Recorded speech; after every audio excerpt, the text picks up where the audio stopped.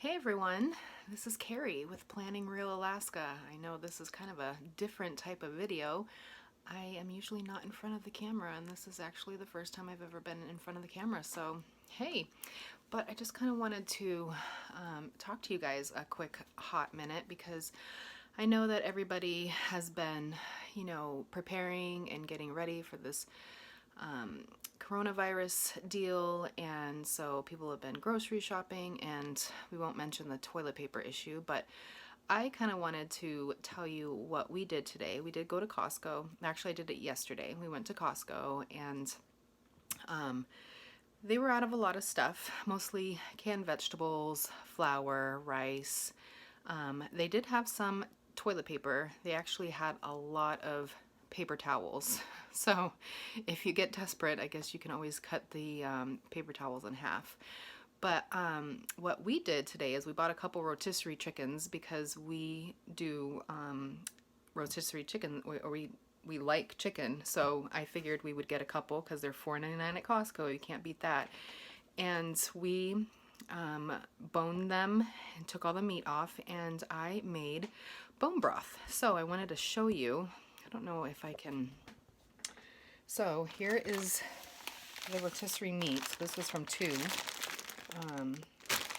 chickens, and then this is our bone broth. So I just have it slowly cooking, and I do bone broth a lot. I will use beef bones and carcasses, and I will let it sit in this crock pot for a couple days on low, and then either I will can it up, or I will use it, or I will freeze it. But most of the time I can it up. And I also wanted to tell you, because they were out of small potatoes, so I wanted to show you our pantry. So again, remember that we live in Alaska, so we definitely have to stock up. No matter when there is a pandemic going around or a national disaster, we prep food. And we make sure that we are stockpiled, because after the earthquake a couple years ago, we saw the benefits of making sure that we were fully stocked. So we have bulk rice, we have bulk flour, pinto beans, red beans,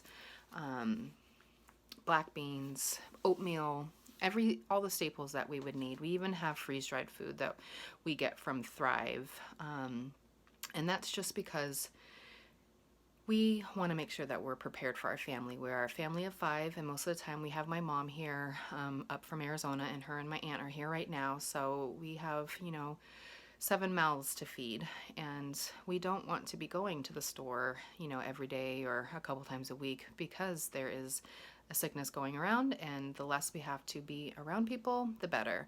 So I'm going to take you down to my pantry, and I'm going to show you what I have down there, and I'll see what else I can show you, what we have stocked up and canned up, and just kind of give you a tour of our emergency preparedness. I know this isn't a budget video, but it is a video that shows you how you can budget with less money, in a sense. How you can use food and get food at a cheaper cost, even if you're not a canner.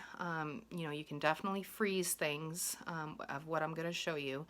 But like this chicken, I am going to break this chicken up, and I'm going to we're going to make chicken noodle soup this week, a big pot of that, just so we have that ready. And I'm going to probably portion it out and just freeze it for meals. And so let me take you down to my pantry, and I will show you what other ideas I have on a budget. Also wanted to show you, so I bought a couple heads of celery, and what I did was cut it up, wash it in my salad spinner, which I love that. It's a Pampered Chef brand. And I am going to chop them up finely and freeze them in bags or containers, so that I will have celery. It's an easy way to add it to soups and stews and that. And then also bread. I've had this sourdough starter for the last 7 years. I can't open it one-handed, sorry. But I fed it today. I usually put it in the refrigerator. You can see all the happy bubbles. But I usually feed it on the weekends, and that's when I bake with it. So I put it in the refrigerator for the week and just let it slowly ferment, and then I will pull it out on weekends and do my bulk bread baking or pancake making or waffles or whatever. And I don't mind all the dishes. This is one of the loaves that I made yesterday, and I just make sandwich bread. So this is why we have so much flour, and it's just a beautiful sourdough bread that, here, let me see if I can pull it out, and it's got a really great crumb, and this is what we make our kids' sandwiches with, peanut butter and chili. And how it looks so perfect is I use my awesome, I forget what it's called, but it's one of these, Pullman pan, that's what it is. And I will make eyes and then put it in here, and I bake it with the lid on, and it makes a perfect sandwich loaf. And I think this is a 13 by 9 Pullman pan, and you can bake any kind of bread. It doesn't have to be sourdough, but it makes the perfect loaf of bread. The next thing I need to buy is, when I save up enough money in my budget, is a meat slicer, so that I can slice the bread. I have one of those wooden ones right now, but I want to get them a little bit thinner. Just my kids are still a little small. I mean, they eat it, but I like to use it. This is just a Tupperware that I use to hold the bread in. But yeah, so here's my bone broth, my chicken that I need to put away, and that's what we got going on here. So I will have lots of celery for the next couple months, and sourdough that we'll be making.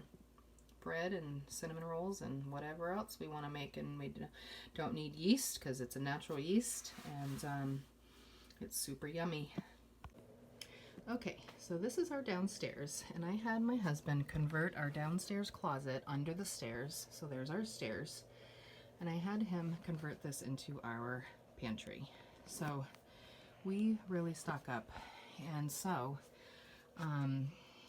we have, apple cider vinegar. We have lots of, whenever I go down to the lower 48, of course I go to Trader Joe's, and I buy all my Trader Joe's stuff, because we do not have one of those up here. But we have, lots of spaghetti sauce, got olives, we have lots of noodles, we go through macaroni and cheese. We have a friend that goes up to Mexico, so she brings us vanilla, super cheap. Got all my spices, all my baking goods. Sorry, it's super close up.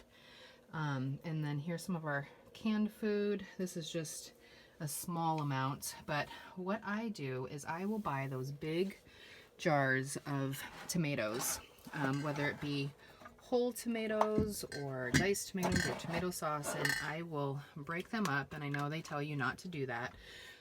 Break them up and re-can them individually, and I just go through the ball canning method. I pressure can them in a pressure canner so that I know that they're sealed, and I check them. And I have, this is all apple cider. We have a couple apple trees, our neighbors do, so we did a ton. We have a ton of apple cider and applesauce. I got, jams and jellies, and this is a So Hot mix. And this is apple cider. My beef broth is actually, this is all ground, can't see it, this is my ground hamburger. Yep, H beef for hamburger. So if our freezer were ever to go out and we needed hamburger, we got hamburger. These are chili beans that I do. We go through beans like crazy. These are pinto beans to make homemade refried beans. And I usually don't label them because I will know what they are. But I wanted to show you, and these are mushrooms I got on sale, and I canned up my own mushrooms. So I will find them either super cheap, where they're clearanced out, and I will just go by the ball canning method, and I will can it up. And this is salsa that I did, and this is really good thin salsa. I like putting that with beef in a crock pot and just making like a pulled beef. But I usually can up my chicken and beef broth. So this is an onion and mushroom beef soup. So it's just onions and mushrooms in a beef broth. So this is kind of like what I would do with the chicken broth, but this one I just made it kind of a soup, and this was really good. But yeah, so the biggest thing was the tomatoes. So again, they were all out of the cases of tomatoes. And so what do you do when that happens? And it's actually cheaper to buy those big number 10 cans of tomatoes. So that's what I did, is I bought about 4 number 10 cans. They were roughly $3.69 a can for a number 10 can. I don't even know how many ounces. We can probably go out to the garage and see.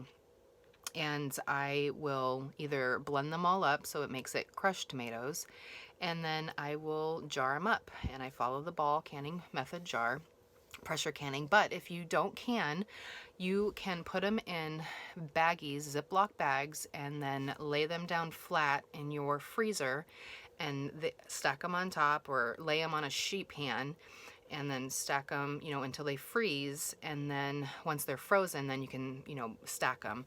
And then you have, a 12, 16 ounce, basically can of tomatoes for half the price, probably a third of the price, because buying them in bulk is way cheaper. And that's what they have available right now at my Costco. They don't have any of the smaller cans, like the diced tomato cans that you can get 8 packs or 10 packs. They have none of those left.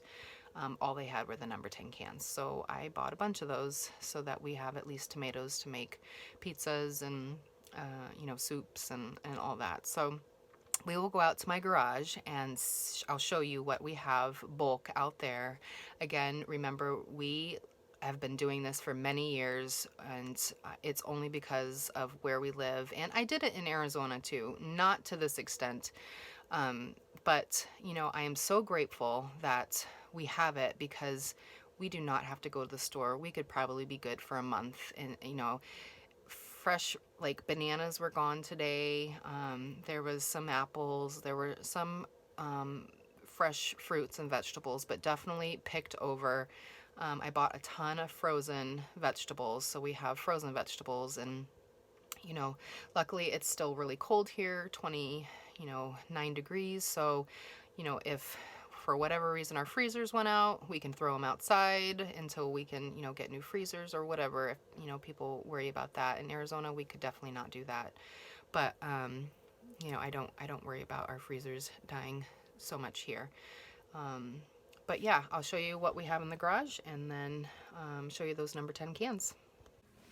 All right, so we're in my garage, and these are the food grade storage containers that we have: flour, rice, pinto beans. We have hard white wheat, because we can grind our own wheat if we needed to.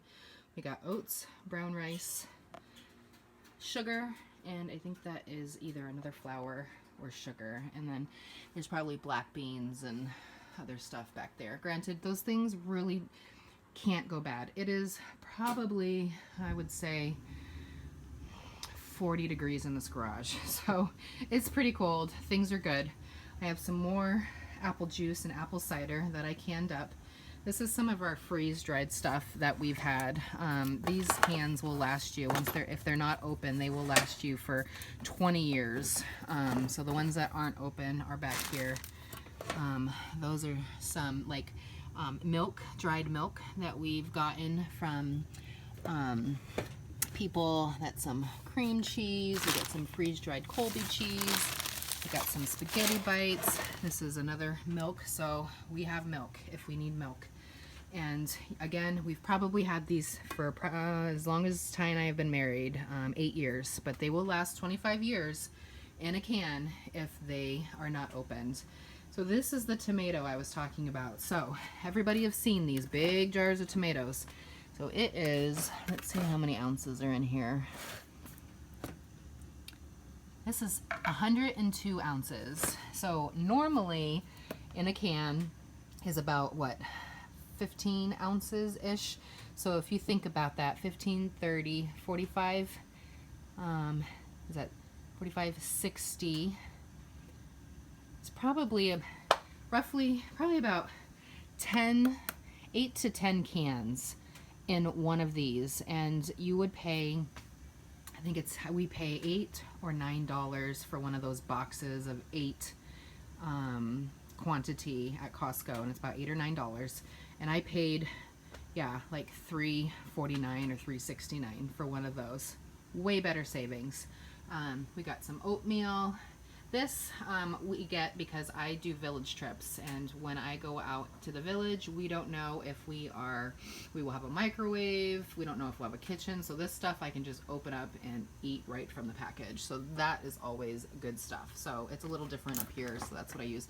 They were all out of the Kirkland, or they were all out of the Skiffy Jiffy peanut butter, so I can't believe that. So we got this one, which isn't my favorite because it's got that oil on the top, which I'm not too big of a fan of that. We did have a bath tissue. I bought that about 2 weeks ago, so we are good on toilet paper. We got some water. There's my kids' snowboards. But yeah, and then I have some extra jars down there. If I need to jar some stuff up, I definitely have more jars than this. But this is how we prep. So I feel super comfortable with not having to go to the store or to run out of food. You know, I feel very comfortable where we're at. You know, my daughter is 3 years old. She still gets milk, you know, to go to bed, before bed. She doesn't go to bed with it, but she has some milk before she goes to bed. So that would be, and she drinks lactose-free milk. So I did pick up 3 of those today, so that should last quite a while, and I do cut it with almond milk. So, and we have a couple cases of almond milk, I think. Yeah, there's one. You can see right over there. There's all the Costco boxes. But, yeah, so that is what we have.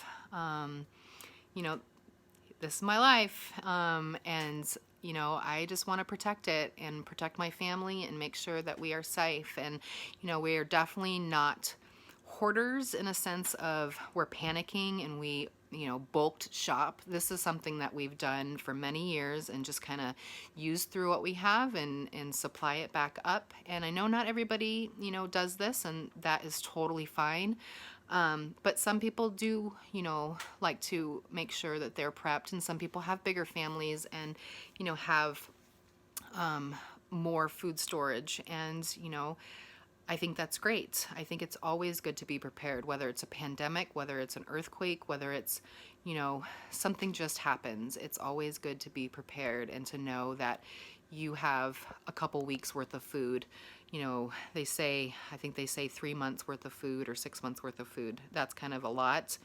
I don't know if we could do that. I mean, I guess we would ration as best as we could. And we probably could, because we do have a lot of meat. We have a moose that we got this year, and we have our cow, and so we probably could. But as far as protein and grains and oats and all that, we are good there.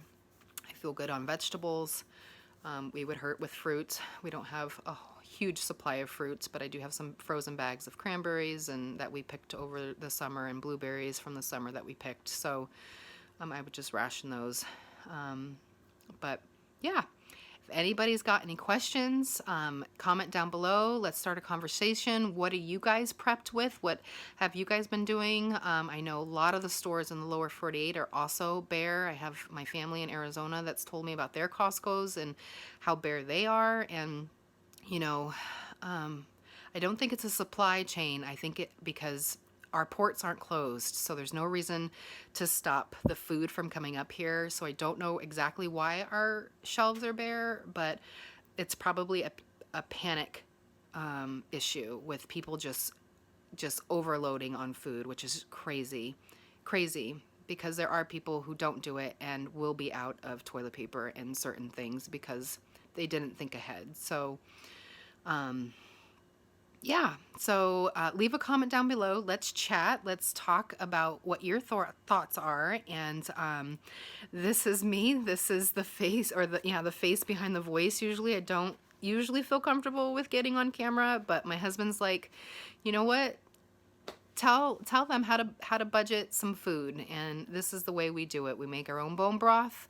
We jar up our and can up and freeze up our own tomatoes, and just kind of try to cut costs. And I would do it with big cans of vegetables too. You could do it with big cans of green beans and big cans of fruit. I definitely, I think we have, yep, we have a big pineapple back there. I will open that up because my kids love pineapple, and instead of paying buco bucks for a little can of pineapple, that was probably $4.99 at Costco, and we will eat through that for a week. You know, I'll put it in their lunches, and because fresh pineapple up here is really expensive. I want to say $3.99 a pineapple, and you know, who knows how fresh it is. So anywho, if you haven't subscribed to my channel, please subscribe. You might get lucky and see some of these crazy videos that I do about how we prep for our family and budget for our family. And if you haven't liked it, like it, leave a comment below. Let's chat.